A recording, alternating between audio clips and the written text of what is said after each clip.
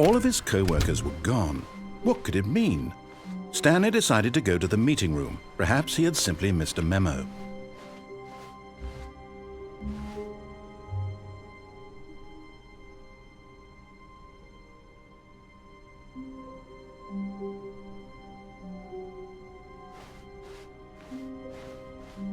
When Stanley came to a set of 2 open doors, he entered. This was not the correct way to the meeting room, and Stanley knew it perfectly well.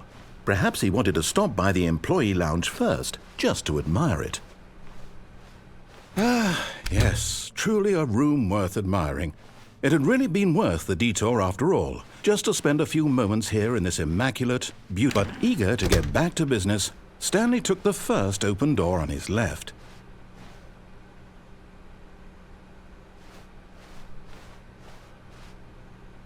Stanley was so bad at following directions, it's incredible he wasn't fired years ago.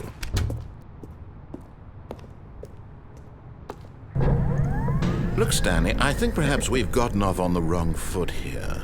I'm not your enemy, really, I'm not. I realize that investing your trust in someone else can be difficult, but the fact is that the story has been about nothing but you all this time. There's someone you've been neglecting, Stanley. Someone you've forgotten about. Please, stop trying to make every decision by yourself. Now, I'm not asking for me, I'm asking for her. This is it, Stanley. Your chance to redeem yourself, to put your work aside, to let her back into your life. She's been waiting.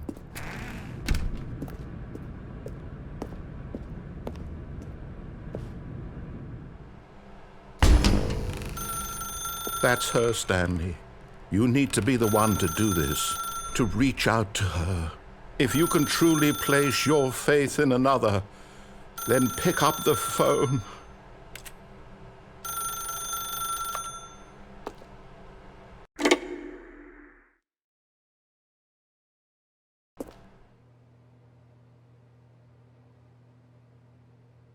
Oh, Stanley, is that you?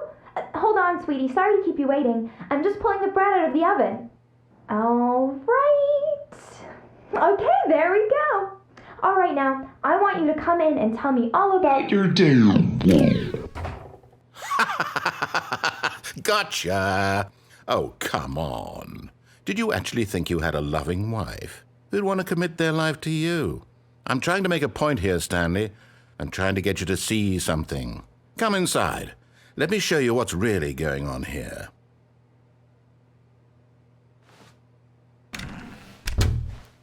This is a very sad story about the death of a man named Stanley.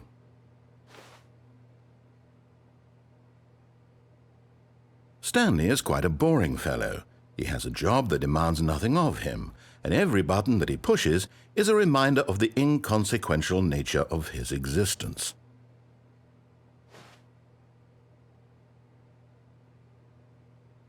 Look at him there, pushing buttons, doing exactly what he's told to do. Now he's pushing a button. Now he's eating lunch. Now he's going home. Now he's coming back to work. One might even feel sorry for him, except that he's chosen this life. But in his mind, he can go on fantastic adventures. From behind his desk, Stanley dreamed of wild expeditions into the unknown, fantastic discoveries of new lands. It was wonderful, and each day that he returned to work was a reminder that none of it would ever happen to him. And so he began to fantasize about his own job. First, he imagined that one day while at work, he stepped up from his desk to realize that all of his co-workers, his boss, everyone in the building had suddenly vanished off the face of the earth. The thought excited him terribly. So he went further. He imagined that he came to 2 open doors and that he could go through either. At last, choice. It barely even mattered what lay behind each door. The mere thought that his decisions would mean something was almost too wonderful to behold. As he wandered through this fantasy world, he began to fill it with many possible paths and destinations. Down one path lay an enormous round room with monitors and mind controls.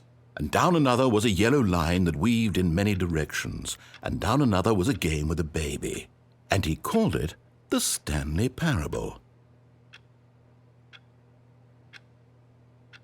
It was such a wonderful fantasy, and so in his head he relived it again, and then again, and again, over and over, wishing beyond hope that it would never end, that he might always feel this free. Surely there's an answer down some new path, mustn't there be? Perhaps if he played just one more time. But there is no answer. How could there possibly be? In reality, all he's doing is pushing the same buttons he always has. Nothing has changed. The longer he spends here, the more invested he gets, the more he forgets which life is the real one. And I'm trying to tell him this, that in this world he can never be anything but an observer, that as long as he remains here, he's slowly killing himself. But he won't listen to me. He won't stop. Here, watch this. Stanley, the next time the screen asks you to push a button, do not do it. You see? Can he just not hear me? How can I tell him in a way that he'll understand that every second he remains here, he's electing to kill himself? How can I get him to see what I see? How can I make him look at himself? I suppose I can't, not in the way I want him to. But I don't make the rules. I simply play to my intended purpose, the same as Stanley. We're not so different, I suppose. I'll try once more to convey all this to him. I'm compelled to. I must. Perhaps, well, maybe this time he'll see. Maybe this time. And I tried again, and Stanley pushed a button. And I tried again, and Stanley pushed a button. And I tried.